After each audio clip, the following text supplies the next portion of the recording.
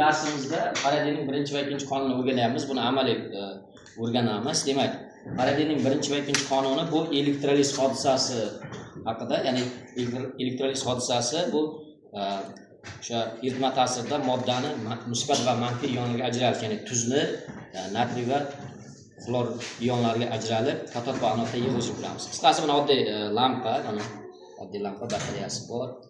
Ulasak yonadi.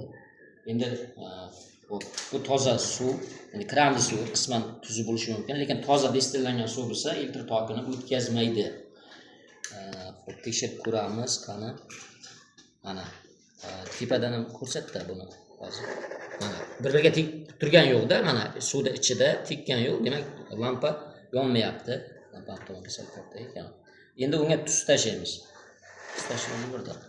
Tuz tashlaymizda eritamiz. Tuz tashlaganimizda suv ta'sirida tuz eriydi-da, natriy va yana solaveramiz. Mana endi yona boshlayapti. Qancha ko'p bo'lsa, o'sha eritma ta'sirida erib, mana ko'ryapsiz-a? O'quvchilar ko'ryapsizlar? Ha, siz ko'ryapsiz. Xo'p. Demak, eritma ta'sirida natriy va xlor ionlari, ya'ni musbat va manfiy ionlarga ajralyapti. Natriy musbat bo'lgani uchun katodga, xlor manfiy bo'lgani uchun anodga tomon harakatlanib, zanjirda elektr toki hosil bo'ladi. Demak, tuzli suv tokni o'tkazar ekan. Undan tashqari boshqa suyuqliklar ham bor, o'zidan elektr tokini o'tkazadigan